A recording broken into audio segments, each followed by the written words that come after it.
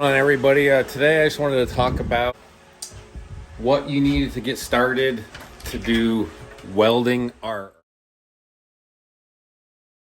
or metal art that you weld. A lot of people want to do welding or want to do art and they're not sure how to get started. So today I just wanted to go over how I got started and some of the tools I use to do that. So one of the most important tools is, let's turn this light on right here, are these angle grinders. So a couple things you can do with these are you can put a cutoff blade on it right here and you're able to cut metal. So I would say the first and most important tool is one of these cutoff grinders. Super important. You need them to do mostly anything. And these are some of the blades they have with them. So right here is a Benchmark abrasive one. These are pretty high quality, fairly cheap, but you can buy other ones at Home Depot or Lowe's. Let's see if I get any. Well, these ones are Harbor Freight. I wanted to try these, but I'm not even sure how good those are. I'm always looking for cheaper options. So in addition to the cutoff that goes on the right angle grinder are these grinding discs. This is how you grind metal down. And then here's a new one right here. New grinding disc, Hercules, that's from Harbor Freight. So super important if you're trying to clean welds beforehand or grind down a weld that you had. And then in addition to those are these flap discs. So I use these flap discs to clean a weld. And let's see if I have a project here. All right. So on this sculpture I'm working on right here, this fish sculpture, we have welds right here, and you can, this one has a sharp edge. So eventually I'll come in here with that flap disc and I will grind that down. So the second one is a workbench. This is my workbench.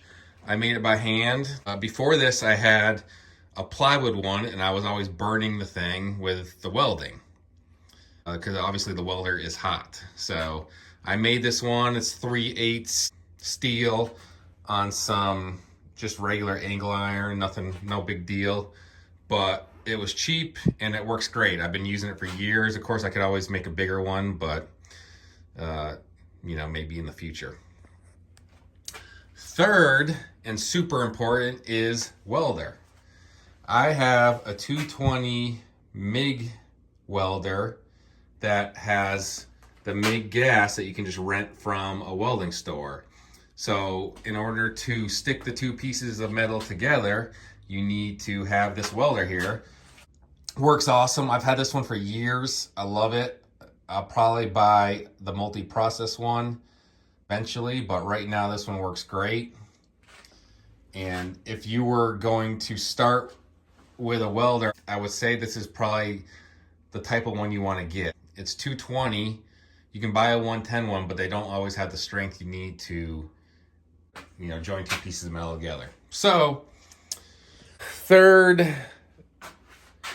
or fourth, what did I say? Fourth thing would be the welding helmet, and I can't find my, here's my better welding helmet. This one just came from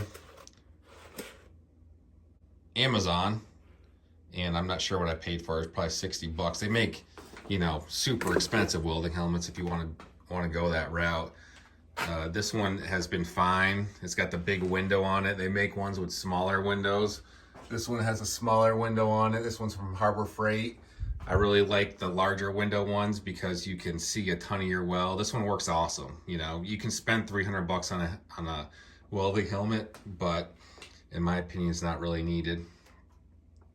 But you will need this to weld because the welding is so bright that it will hurt your eyes otherwise. I think you can probably see it turn on. Let's see. No, I can turn the sensitivity, but whatever. And one thing I use a ton of are gloves. I use these Tillman gloves. They're great. I used to use the mechanic gloves, but they don't last as long as the Tillman ones. And I get these right on Amazon. Work awesome. And that's what I would recommend, is some type of leather glove that you would use to do your metal work. So on the angle grinder, actually, I have two kinds, and I would start off with these corded ones because they are wicked cheap and they just work all the time. But one of the other ones I have is these cordless one from DeWalt. So the cordless one is amazing. This cordless one is amazing. But it's super expensive. I don't remember what this one, but it's probably over $200. So to start out, I wouldn't necessarily get this one, but it comes in handy when you got to go out to a yard and, you know, fix a project or cut something out in the driveway or something where you don't have easy access to an electrical outlet. So the next tool is a bench grinder. I use this thing constantly, and right now I'm working on making these washers. And what I do is I cut them out of that plate there. I clean off the edges, and then I just smooth the edges, and that's how I'm making scales for the fish, for my fish sculpture I'm working on.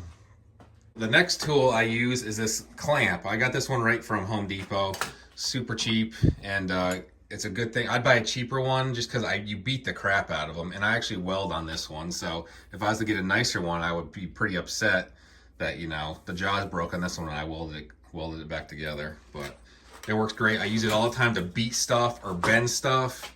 Comes in handy. Super recommend that tool. And guys, you don't need to have a large space. I bet this shop right here is 10 feet by 12 feet. Now we're getting ready to have a big snowstorm, so I got junk in here I don't normally have. Getting ready for the storm. But to get started in some type of metal art, I would say first, right angle grinder. You can put the grinding disc, like I said, or the cutoff blade on it, flap disc. Next, a workbench of some kind. You can start off with plywood, even though it's a pain in the butt because it's gonna catch on fire. This thing is awesome because you can actually weld to it if you really need to hold down art pieces. Next, welder, right? Like, what kind of welder are you gonna get? 110, 220. I would definitely stick with the MIG. It's super easy to learn. Then a bench grinder of some kind, right? Something that can help you grind those things down. This right angle grinder works pretty well, but this works so much faster. So, and then obviously a clamping mechanism. That reminds me, you would need a bunch of this type of clamp. So I use these C clamps to hold stuff down on the table. You can you just do that with it. Works pretty good. Well, as you can see, to get started in metal art, there is a few specialized tools, you know, the welder, the right angle grinder, but in reality, most people could get involved or start doing metal art if they really wanted to do it. So as you can see, to get started in metal art, there is a few specialized tools, you know, the welder, the right angle grinder, but in reality, most people could get involved or start doing metal art if they really wanted to do it. The welder's kind of expensive, you know, they can range from multi-thousands to down to a couple $100. Guys, if you enjoyed this video at all or was beneficial to you at all, please like and subscribe. And if you have any questions that you would like answered, please leave them in the comments. Thank you.